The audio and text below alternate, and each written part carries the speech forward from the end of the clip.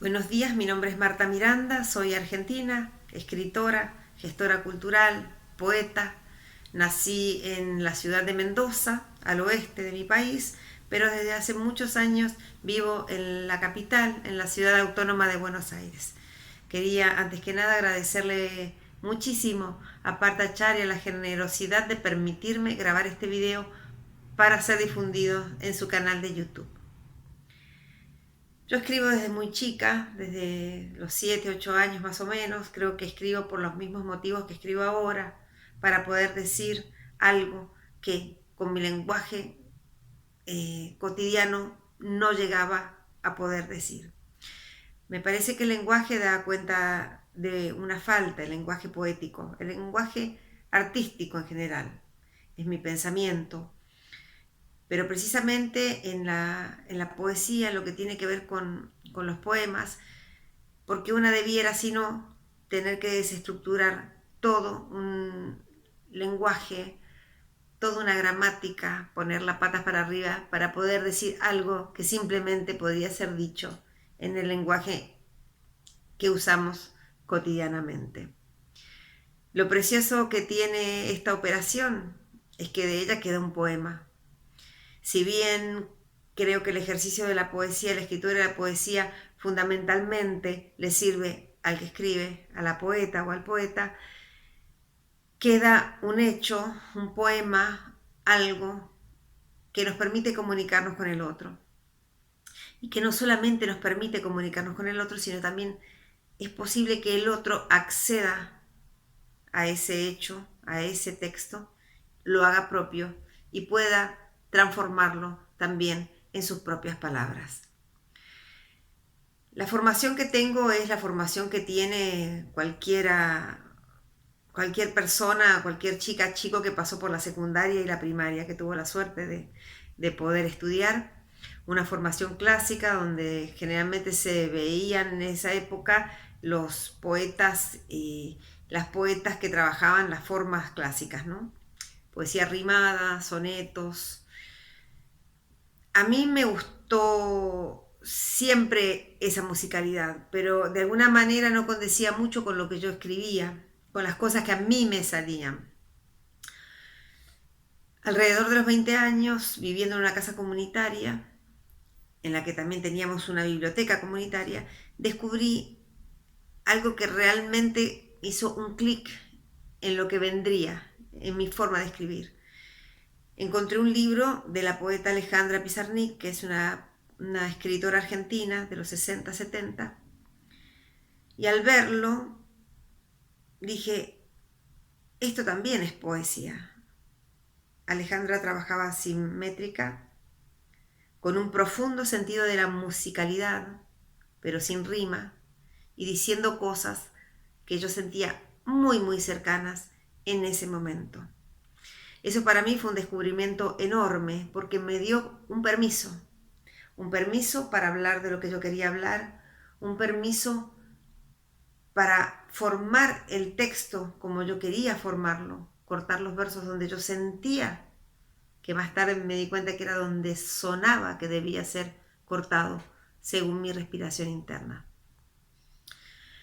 Después de este descubrimiento, de este tremendo descubrimiento que creo que es parte fundacional de mi escritura posterior, vine a vivir a Buenos Aires y ahí descubrí a una poeta maravillosa que se transformó en mi maestra y mi amiga, Diana Velesi, y con ella empecé a recorrer no solamente otros autores y otras autoras, sino mi propia poesía. Me puso en el camino, me hizo ver que eso que yo tenía muy incorporado desde chica, que era como respirar, una no se da cuenta cuando respira simplemente.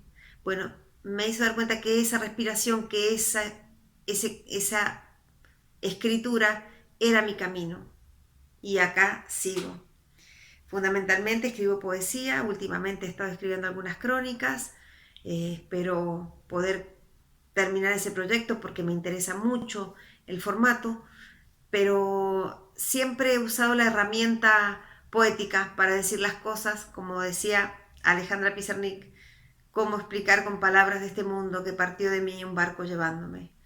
La poesía es ese lugar, es esa herramienta que a mí me permite decir ese barco, esa mujer, ese viaje. ¿Qué cuento en mis poemas? ¿Qué digo? Bueno, digo mi visión del mundo, ¿no? El mundo tal cual lo veo. Creo que hay tantas visiones y tantas versiones del mundo como poetas y como personas hay en este mundo. Lo fantástico que tiene el hecho de escribir es que no es un acto cerrado. Un poema es susceptible de servirnos para decir lo que queremos decir, que no puede ser dicho de otra manera, por más bonito que sea el lenguaje en que nos comuniquemos, en mi caso el castellano. No solamente tiene esa posibilidad el poema, sino también le da la posibilidad al otro, al que nos lee, de hacer suyo ese poema y de reinterpretarlo a su voluntad. Eso es un acto de generosidad, es un acto de comunicación. Hay pequeñas puertas que una puede dejar abiertas en el poema y creo que tiene que dejar abiertas para que el otro lo interprete a su manera. La mayoría de las veces ocurre que la interpretación, o al menos a mí es lo que me ha pasado, no tiene absolutamente nada que ver con la intencionalidad con que ese poema fue escrito. Pero es muy placentero ver que el otro entra, en algún lugar resuena, en algún lugar precisamente que está más allá del lenguaje, en algún lugar de vibración interna, de respiración, y eso se vuelve propio. Ese momento es uno de los momentos más hermosos de escribir poesía. Bueno, yo les voy a leer 3 poemas de este libro que se llama El lado oscuro del mundo, que es el último librito que salió, mi último librito. Y bueno, dice, primer poema, se llama Cenizas. Este poema tiene que ver con un volcán que estalló, que entró en erupción en el sur de Chile hace unos cuantos años, y como en esa parte del sur la cordillera es muy baja, cosa que no pasa en el lugar donde yo nací, que la cordillera es nueva y muy alta, en ese lugar la cordillera es muy baja, entonces el aire húmedo del Pacífico va y viene como el del Atlántico y tal. Bueno, en este caso lo que vino fue la consecuencia de erupción del volcán Las Cenizas y cubrieron todo un pueblo que está del otro lado de la cordillera, del lado argentino. Yo vi eso por televisión y como cuando una ve, interpreta lo que quiere interpretar, escribí este poema. Cenizas. Las cenizas del volcán hicieron que todo se convirtiera en sombra. Estatua colosal que iba esculpiéndose con lentitud a cada respiro de la boca. Vos y yo lo vimos por TV. Igualmente, y aunque lejos, a miles de kilómetros de allí, una nube espesa entró en la casa, cubrió la foto de tu cara junto a la mía, y allí quedó. La ceniza, el gris, el peso de las cosas nos ahogaron hasta volvernos sombra.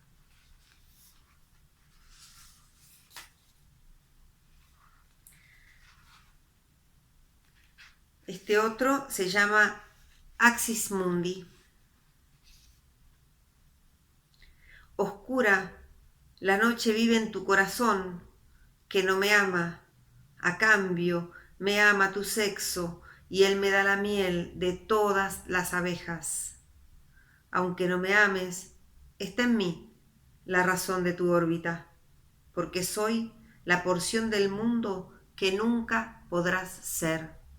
La caverna, oscura y húmeda, el ojo de agua que te mira y te revela. Y voy a leer el último poema. Agradezco de nuevo a Parta. Infinitas gracias. No recuerdo la sonrisa de mi padre. Aunque la enfermedad lo devoraba, siempre ponderé la belleza de mi padre. Sus grandes ojos, sus manos alargadas, el aire irónico con que miraba el mundo.